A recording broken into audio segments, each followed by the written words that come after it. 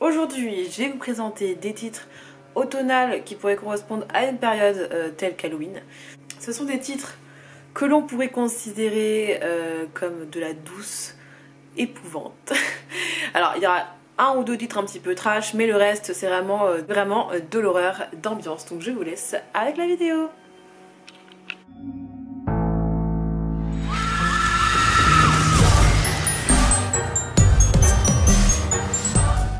Mystérieux collier, un amant disparu, un barbier diabolique, des crimes horrifiques, un Londres sale et corrompu. Bienvenue dans l'univers de Sweeney Todd, l'œuvre culte de J.M. Rimmer. Mon gros coup de cœur en termes de littérature d'épouvante du 19e siècle. Une excellente lecture, contrairement au film de Tim Burton que je n'ai pas apprécié. Malheureusement, le côté comédie musicale, j'ai pas réussi à être captivée par le truc, même si j'ai énormément apprécié l'ambiance. Vous allez retrouver un Barbie diabolique sans aucun charme, la cruauté incarnée. Il n'y a rien de bon en Sweeney Todd, qui va donc dans cette histoire collaborer avec une cuisinière qui fabrique des tourtes.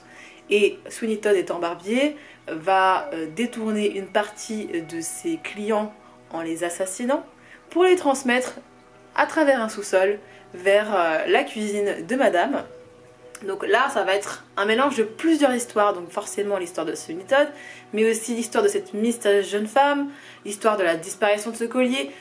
Toutes ces histoires qui paraissent au début sans lien vont forcément avoir des connexions au fur et à mesure de la lecture.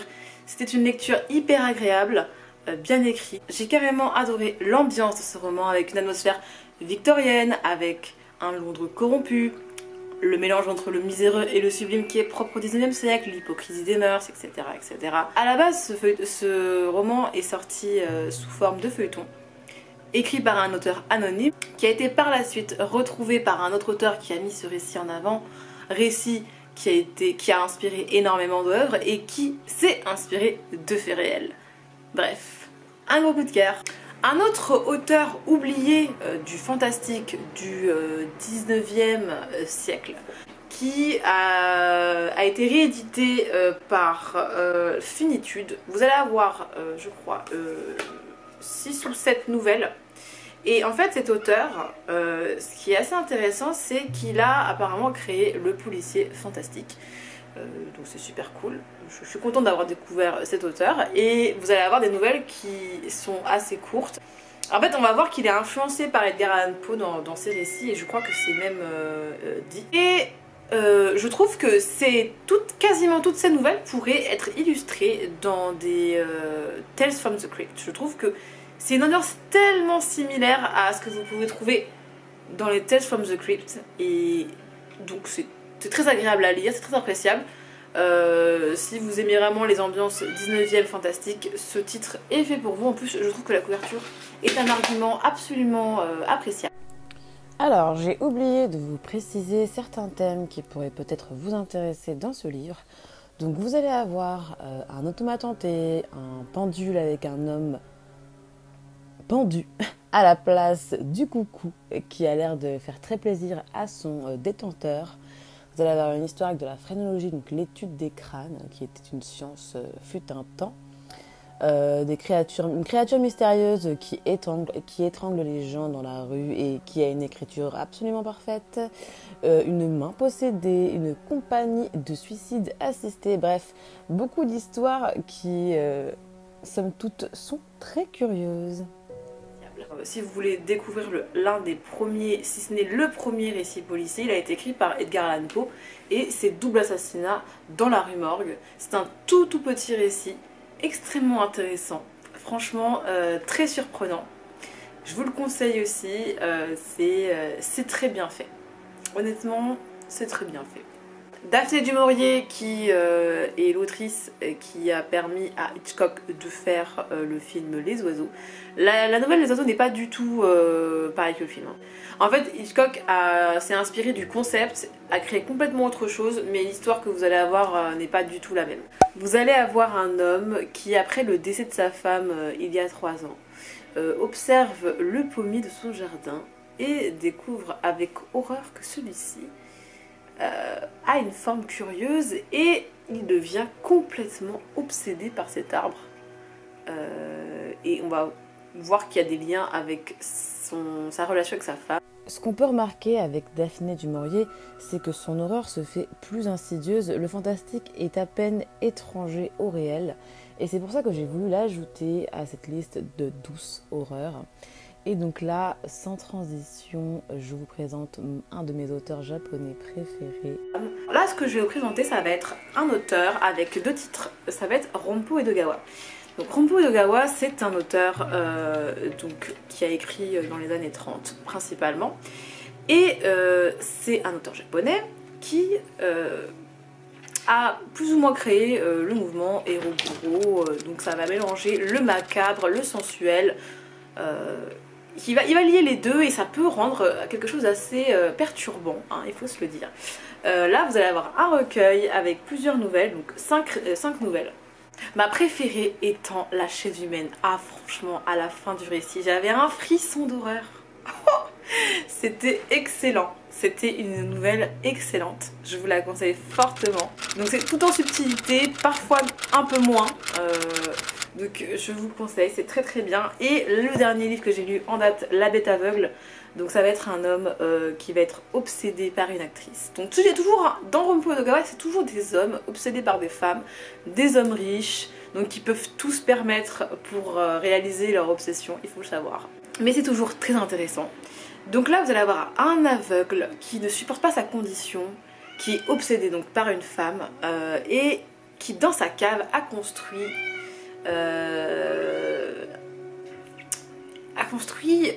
quelque chose qui lui permet de substanter sa frustration en fait.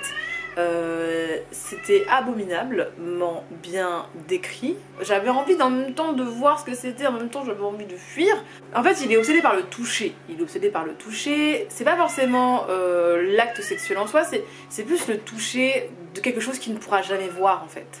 Hadès, allez viens là. Viens. Tu peux arrêter de miauler comme ça? Regarde, regarde, je suis occupée doudou. Hein? Allez, va jouer. Les sphinx, c'est des bébés. Ils pleurent tout le temps, pour un oui ou pour un non. J'en étais dans mon histoire. Je trouve que la façon dont Rompo Edogawa décrit cette cave avec ces trucs là, ces sculptures qui sont tant au sol qu'au plafond, ces grossissements de parties du corps, parce que il est obsédé par vraiment tout le corps, c'est pas juste les parties, les organes sexuels, etc. Il est obsédé par tout le corps féminin. Alors moi j'ai apprécié un tiers du texte, c'était vraiment la partie où on découvre son obsession, sa cave, etc.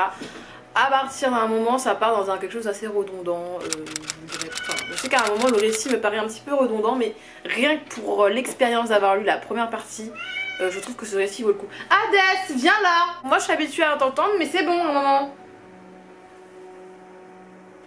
Bref, un Rompo Edogawa que je vous conseille avec La Chambre Rouge. Si je devais conseiller un Stephen King, pour ne pas être original bien sûr, je conseillerais étonnamment, parce que je vous expliquerai pourquoi, Shining. Shining m'a stressée à des moments, je l'avoue, alors qu'au fait au final c'était un des récits que j'avais le moins envie de lire, parce que j'avais vu le film plusieurs fois et que il y avait des scènes qui étaient un peu lentes. Enfin je sais pas, c'était une ambiance qui me plaisait pas forcément et j'avais peur de lire cette ambiance là. J'avais peur de lire l'ambiance du film en livre. Mais c'était génial. J'ai eu une expérience lecture absolument... Alors je pense que j'avais tellement d'a priori sur cette lecture que je l'ai d'autant plus appréciée.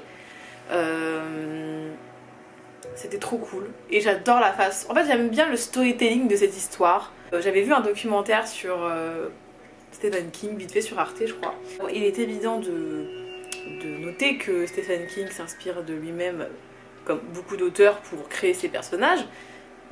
Et il se trouve que le père de Danny est alcoolique et Stephen King a été alcoolique une partie de sa vie. Il raconte dans le documentaire qu'il était en train d'écrire un manuscrit et son fils, alors je ne sais pas lequel, peut-être Joe Hill, je ne sais pas, a renversé du jus sur ses feuilles.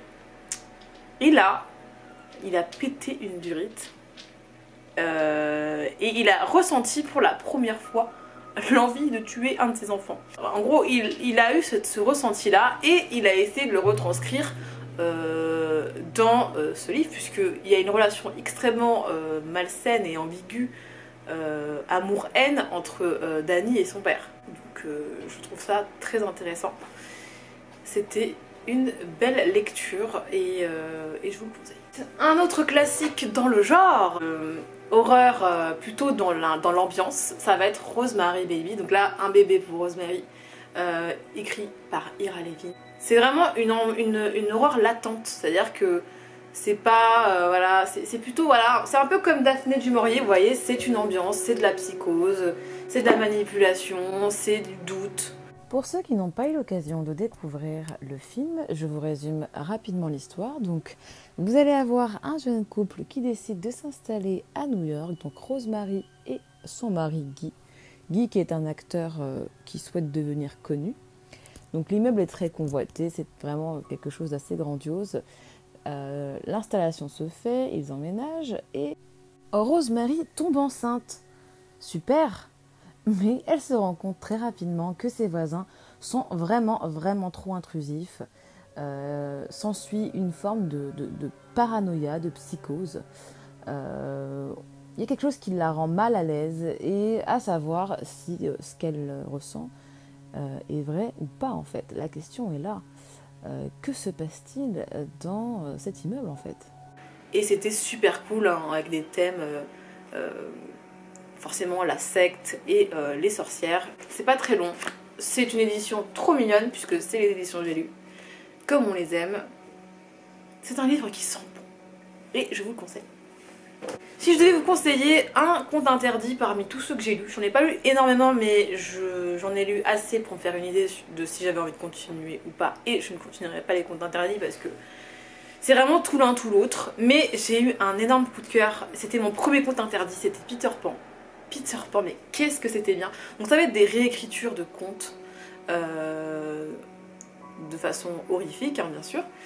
Et celui-ci est en 2 tomes, donc vous allez avoir Peter Pan et La Belle et la Bête. Comment l'auteur a réussi à faire ce lien-là entre Peter Pan et La Belle et la Bête, je vous laisserai découvrir. Alors forcément, dès qu'on lit un conte interdit, on a envie de retrouver le conte initial, on a envie de voir les correspondances. Et là, c'est super bien fait. C'est super bien fait.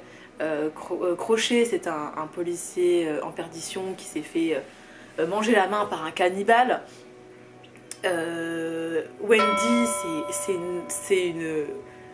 une chef de gang qui vend de la drogue, qui vend de la poudre, poudre de fée là, ou je sais plus quoi. Vous voyez, c'est bien fait, il a trouvé les bonnes correspondances. Je vous fais rapidement un état des lieux de tous les contes interdits que j'ai lus. Alors, j'ai lu Peter Pan, donc La Belle et la Bête, Cendrillon, Les 3 petits cochons, et j'ai lu Barbe Bleue. Je crois que c'est tout. Bref, transition ratée, mais on passe à Masterton. Là, on va aller dans l'épouvante des années 80-90 avec Masterton. C'est le premier roman que Masterton a écrit. Parce qu'en fait, je me suis demandé si je ne voulais pas les lire dans l'ordre à un moment, donc je les avais rangés dans l'ordre dans ma bibliothèque. Et celui-ci, donc tout petit récit qui peut se lire en une nuit, je sais qu'un de mes potes l'a lu en une nuit. Et ce que j'ai beaucoup apprécié dans ce récit, c'est que il va y avoir un moment où forcément, vu que le djinn, tout ce qui est oriental, il va y avoir une réécriture du conte de Ali Baba et les 40 voleurs.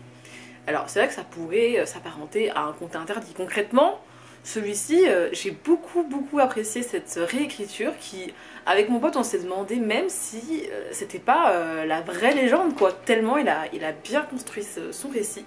C'est vraiment ce genre de livre qu'on déguste comme un film d'horreur vintage, vous voyez. Il y a des moments où c'est un peu absurde, un petit peu extrême, un petit peu grotesque, mais c'est hyper appréciable et on adore ce genre d'ambiance. Alors vous allez avoir l'histoire d'un collectionneur qui meurt de façon mystérieuse après avoir acquis une curieuse jarre. Le problème c'est que quand l'homme est mort, son visage avait disparu. Vous allez avoir la femme endeuillée qui va accueillir plein de monde pour fêter fêter, pour commémorer la mémoire de cet homme, et vous allez avoir, je crois que son neveu ou quelque chose comme ça qui va commencer à creuser cette histoire et à se rendre compte qu'il y a un truc qui va vraiment pas avec cette jarre. C'était ma dernière recommandation Halloween du moment, ça m'est venu comme ça, je n'ai pas forcément réfléchi très longtemps, ce sont des titres qui m'ont popé comme ça. J'aurais bien voulu mettre du Clive Barker mais je me suis retenue. Je vais pas vous présenter Frankenstein par exemple, je vais pas vous présenter Dracula, j'ai essayé de sortir un petit peu du sentier pour cette vidéo Halloween. Et en espérant que celle-ci vous a plu. Pourquoi d'un coup j'ai le nez pris, je ne sais pas. Bref, donc voilà.